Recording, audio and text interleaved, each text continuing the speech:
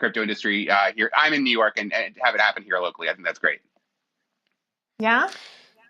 I don't know, Zach, what are your thoughts? I mean, I'll chime in. Brady is a native New Yorker who happened to have been born in Kansas, so he's always going to stump for the greatest city on earth, which is his want. I don't know. I kind of read this as like just kind of riding the wave of what Miami Mayor Francis Suarez is doing around some of these splashy announcements around potentially paying city employees in Bitcoin and potentially investing city resources in Bitcoin. So it sort of like feels like let me ride that wave kind of tweet by Yang here. Of course, Yang was featured at Consensus 2019. He was one of the featured speakers at that event that I think many of us were at. So it's not his first foray into the world of crypto by any means.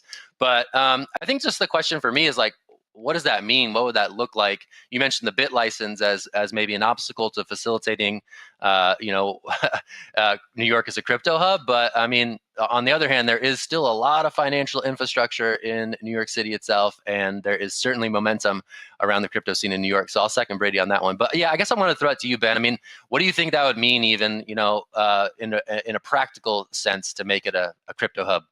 Once again, I mean, isn't that his job to tell us what it means? Like, are we gonna have to fill in the dots on that one? I just my response to this was like, all right, like tweeting isn't doing my man. Like, what are you actually saying here? Because I don't think it's a coincidence, right? With all the attention on Miami, with Musk tweeting about Bitcoin, with it hitting all-time highs, that he's like, you know what? Now's the time. Let's like send out this tweet. But that'll take policies. That's going to take deregulation. That's going to take a lot of other steps. And so I want to see those before I react to, the 140 characters or whatever. But it's so unlike a politician to put out a vacuous statement like that, where they don't really say much about anything, but they just drive hype. It's very unexpected. Jen, sorry, I cut you off there. I was just going to say, should we take a vote, New York or Miami?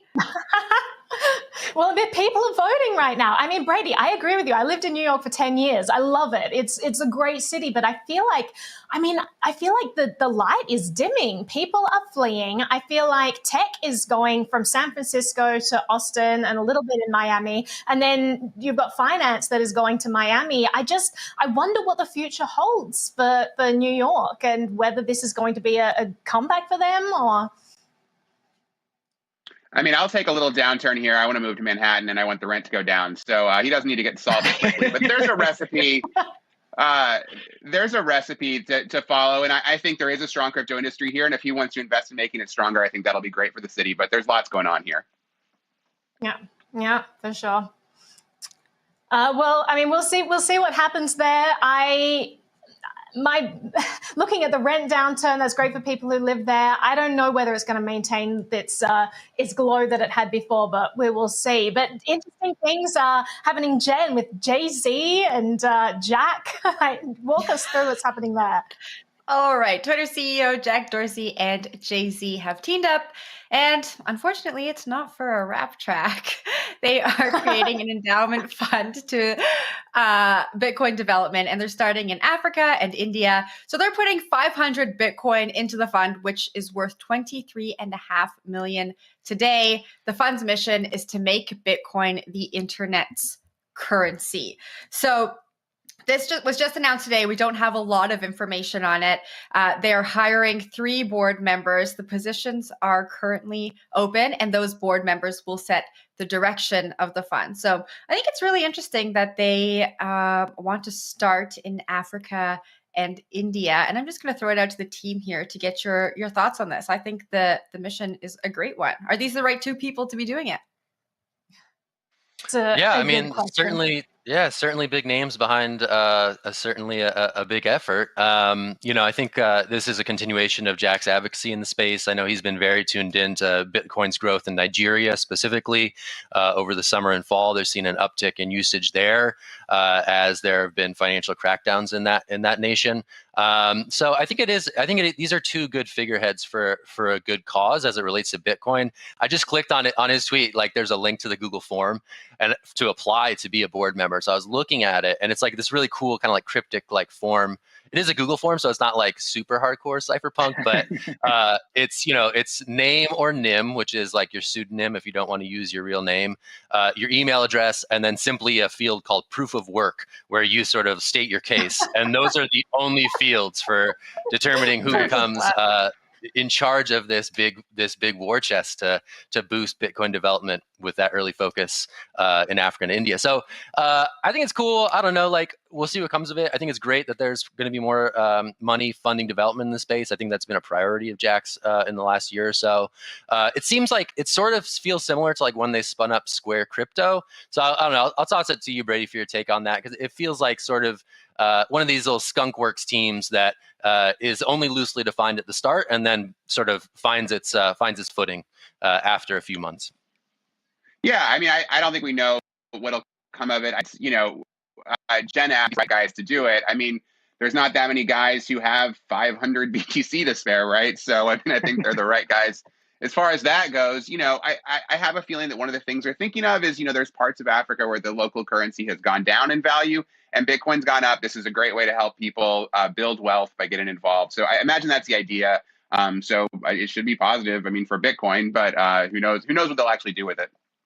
Mm-hmm. And what about I think, was it Nigeria yesterday where they had this session in Parliament and someone said like, oh, well, it's because of Bitcoin that our value, the value of our currency is going down and it's becoming worthless and useless. And it's kind of like, well, yeah, it should be a wake up call. That's why people in Africa, that's why it's a prime market for people to get into crypto, because there's a lot of corruption, because the fiat currencies are going down in value. People are looking at cryptocurrency as an alternative. So this could be really interesting.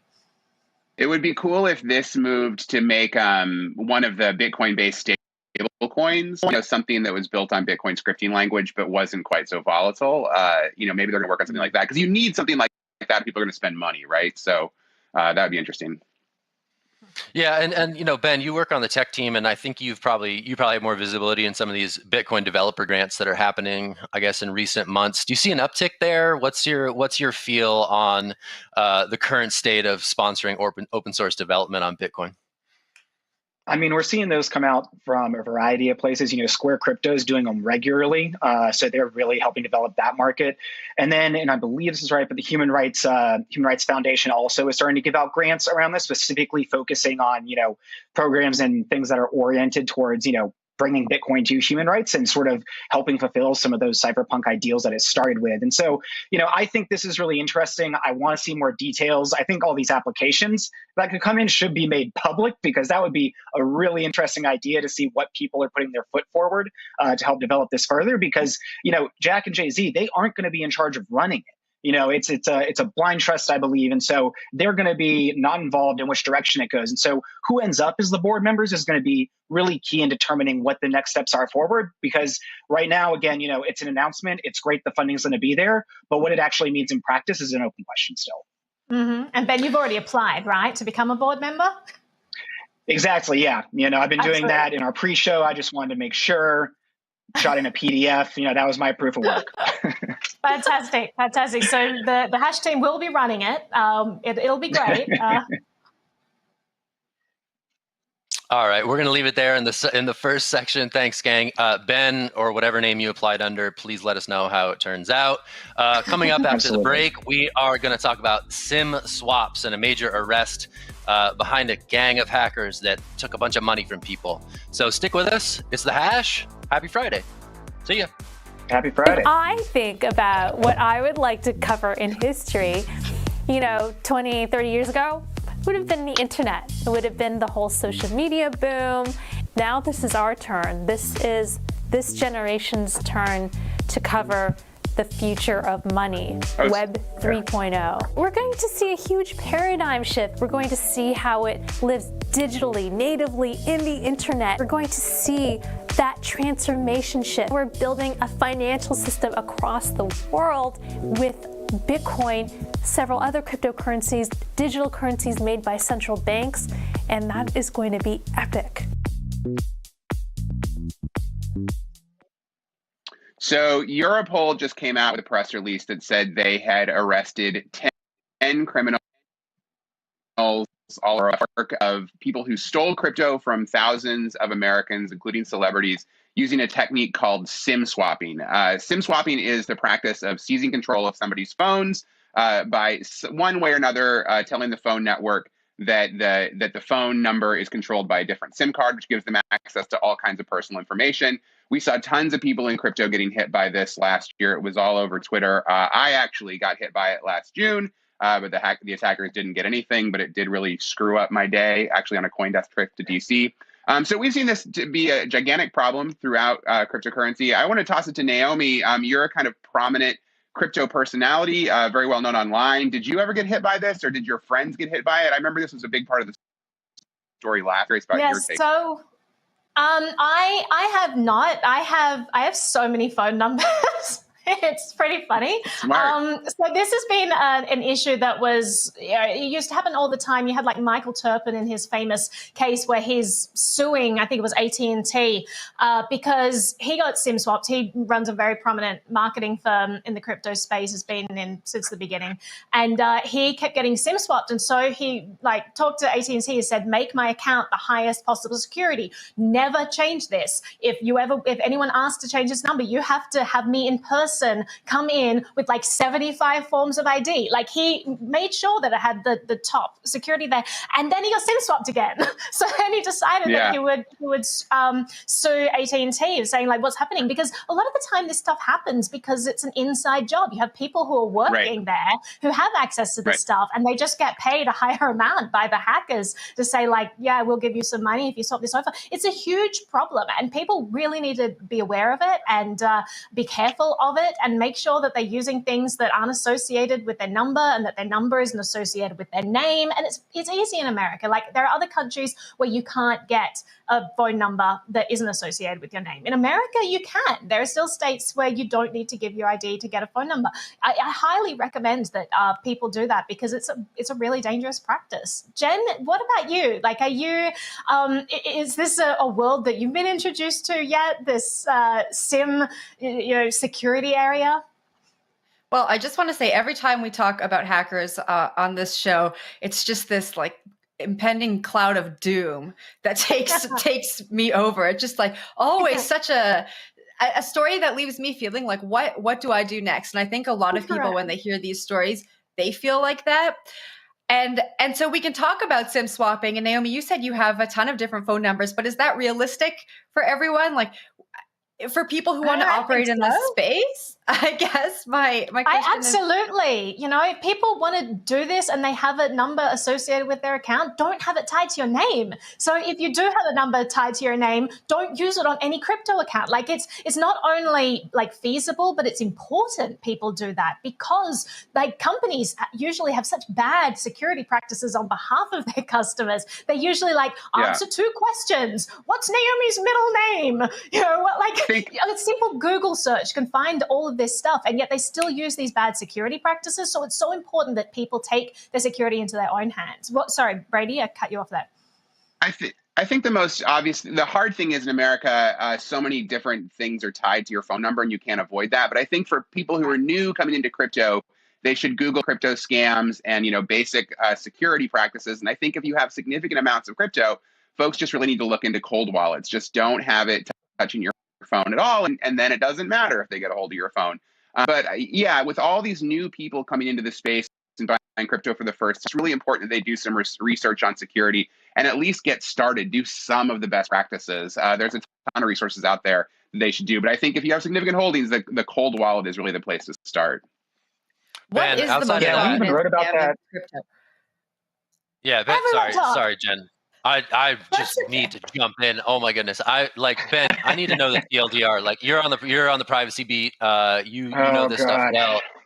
Give me the TLDR. I think obviously Brady's call for cold wallet makes a ton of sense. But outside of that, what's some practical tips that you could share?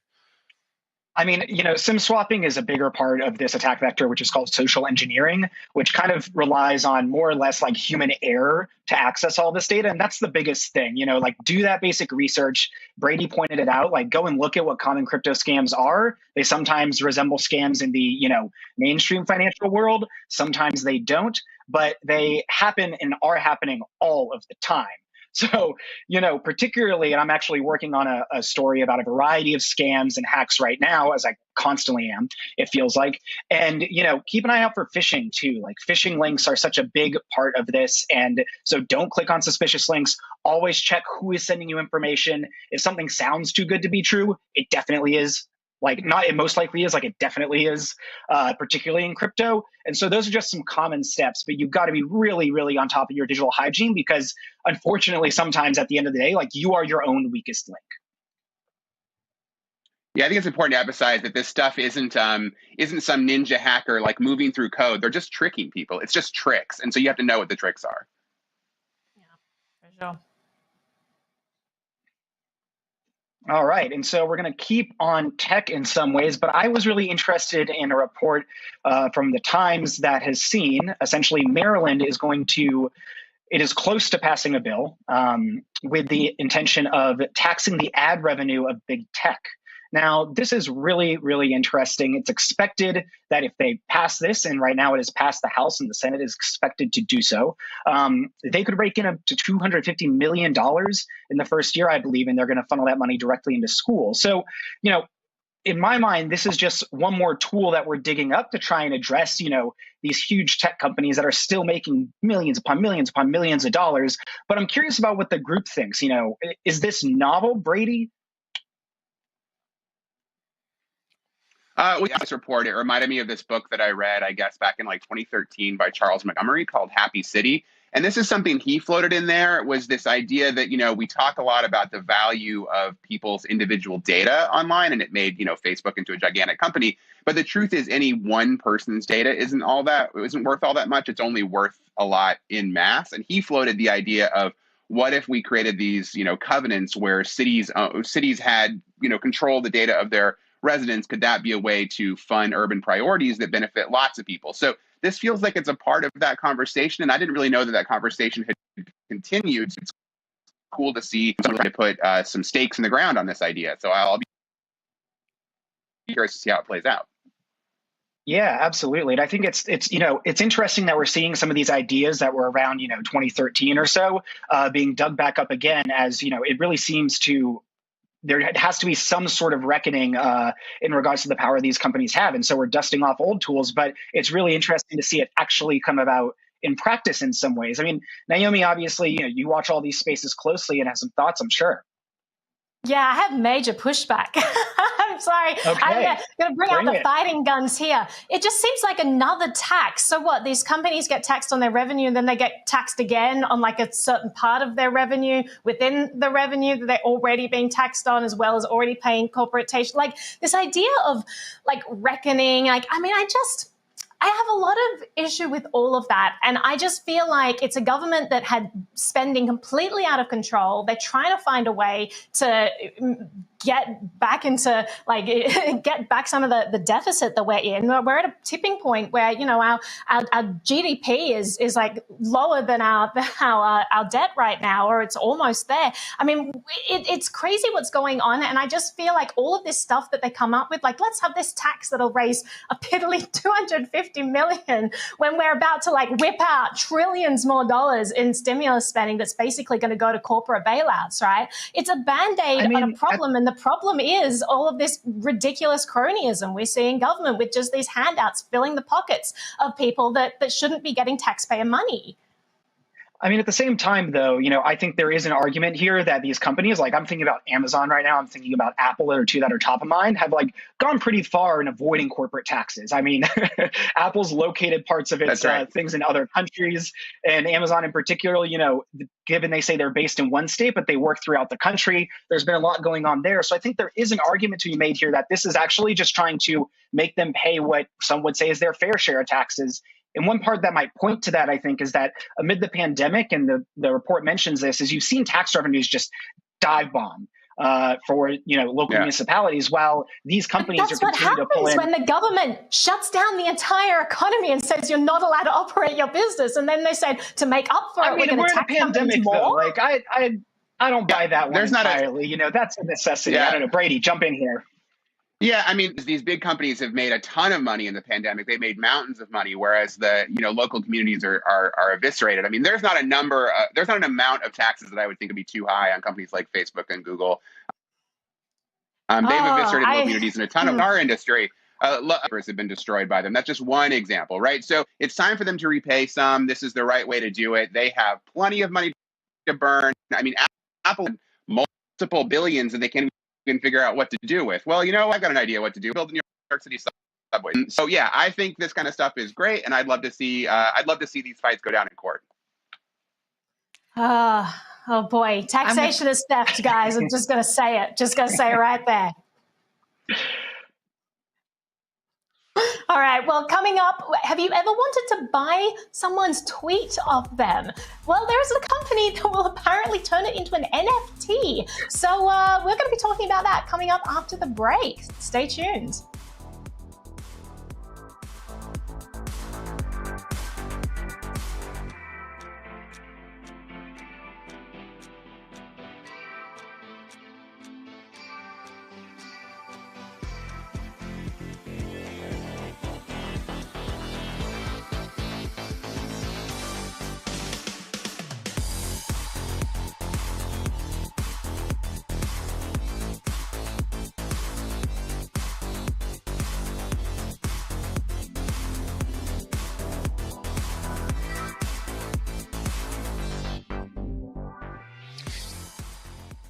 Hey, it's Zack Seward, and thanks for tuning in to The Hash, where we go over all the latest and greatest in crypto news. We are going to be talking about collectible tweets. Okay, so here's how it works. There's a thing called valuables, collectible tweets, and there's a thing called valuables by cent.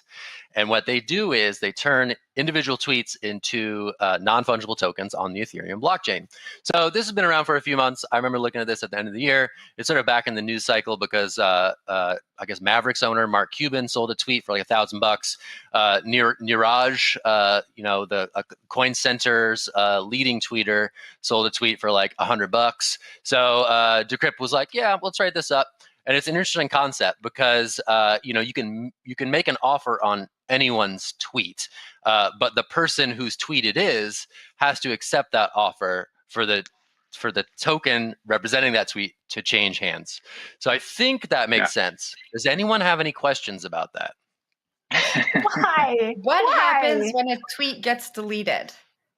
So that is alluded to in this story, and it is an interesting question. I think my understanding of it is that since it's committed to the blockchain, like it lives on in some form, because Twitter's terms of service can't reach in and remove that tweet once it's sold as a token. So that's something to be considered. Is that like a permanent screenshot, basically? Yeah, I wonder about that. I wonder if is it a screenshot? Yeah, I wonder if they're like logging an image of it on IPFS. I missed looking into that, but I would hope so.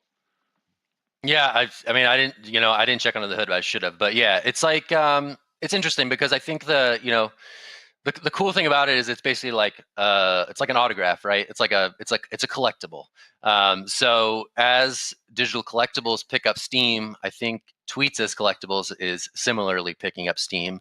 I tried to buy a tweet, but it didn't work out, and I don't know. I'm just curious to see where this goes. Oh, me? I tried to buy my colleague Nick Day's end of the year tweet. He was like, "This is my drafts at the end of the year," and I didn't get through it. So I was like, "Hey, Nick, I'll give you $5 for that tweet." And I sent him the link and let him know what the deal was, and he just iced me. He just iced me. He just ghosted my offer. It was too valuable. It's brutal. It puts a lot of pressure on you, right? It makes me want to up my Twitter game. It's like now I have to say things worthwhile, right? I'll buy your tweets now. I mean, wasn't 2020 all a draft of Oh No 2?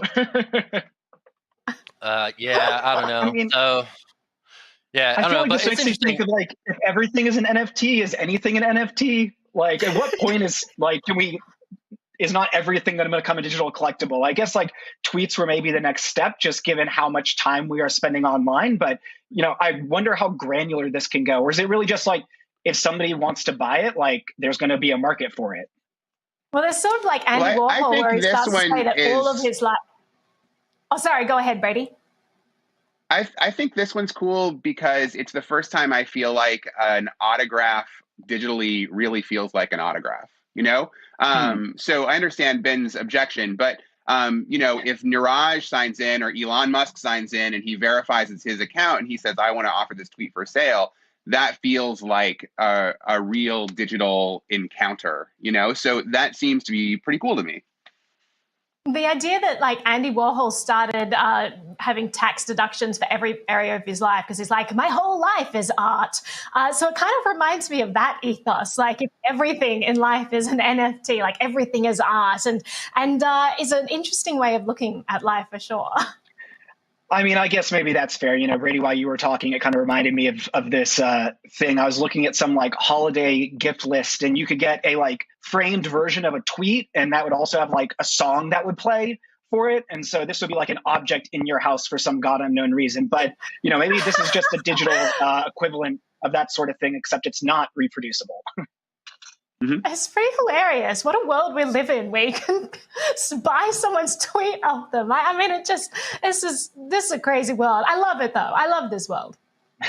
Yeah, it's cool. I mean, it's a good example of where blockchain shines, right? If there's a market for it, it's perfect. Like, it's perfect. It's not a problem. Like if there's a market for someone's tweets and you can sell a tweet for $5, looking at your drafts folder that you didn't get to, Nick, then you know there's no reason that should be discouraged. So I'm pretty into it. I think it's an interesting application. I think the Mark Cuban thing certainly draws a little bit more attention on it. It's an experiment. It's not doing a ton of numbers as outlined in the Decrypt piece, but it's certainly worth watching as people are finding ways to monetize more and more things. Blockchain contains multitudes. You know, my tweets are usually pretty bad, so I'm not going to put my tweets out there. But I was wondering, like, what is the most iconic tweet? Like, is there an iconic tweet that comes to mind? Does I would want to buy running Bitcoin from Hal Finney, but obviously I can't because Hal Finney is soon to be revived when we figure out the cryogenic process and how to do all of that. But I would love that tweet. That's such an epic, where it's like running Bitcoin. I mean, what an epic tweet. Was that the famous Ellen DeGeneres selfie from the Oscars a tweet? And if so, if I bought that, would I be able to sell that to news organizations for forevermore? Interesting. Well, I think it does. Into the royalties conversation. I think it does come with rights to republish. I saw that in the stuff I was looking at. So I think they have sort of dealt with that legal question. But, you know, another example from crypto, imagine, and it didn't happen on Twitter, but, you know, whatever. Imagine if you could find the moment where that guy first typoed hodl, right? Like you could buy from him that moment. I think crypto people would love to say that they were the owner of that moment. They had bought it from that dude. So I think that'd be a good example to your question, Zach.